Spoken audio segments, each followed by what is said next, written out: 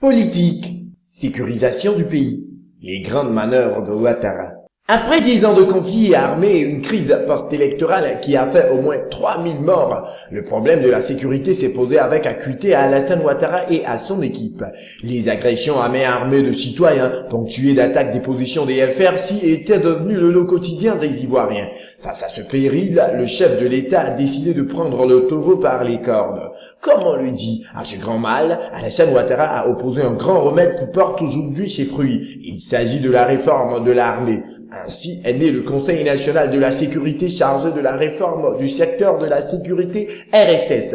Dirigé par Alain Richard Donvaï, ce conseil se propose de disséquer les maux qui minent l'armée et lui apporter les solutions idoines.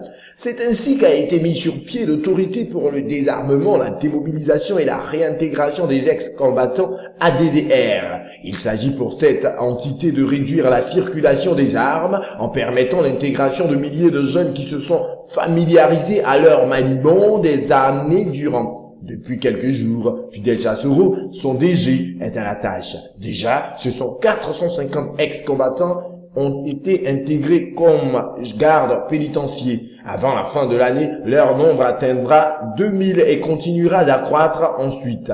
Plus récemment, il a été créé Centre de coordination des décisions opérationnelles CCDO. Il s'agit d'une force mixte qui montre que la sécurité intérieure n'est pas l'affaire de l'armée.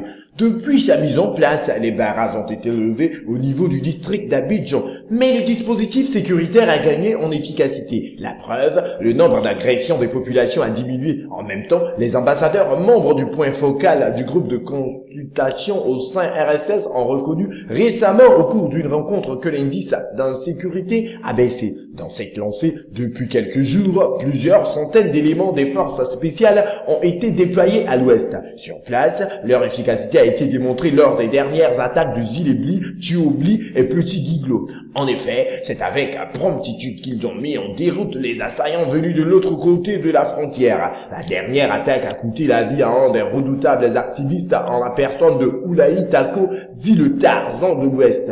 Malgré tous ces succès, le président de la République, toujours soucieux de la sécurité de ses concitoyens, est passé à une vitesse supérieure avec la promotion de plusieurs militaires. Il s'agissait pour Paul Kofi, ministre auprès du président de la République chargé de la défense qui a annoncé la nouvelle à la presse mercredi dernier, de mettre à la tête des différentes directions de l'armée des personnes qui vont œuvrer à la sécurisation de l'ensemble des populations, d'où la création d'un poste de chef d'état-major adjoint chargé des opérations.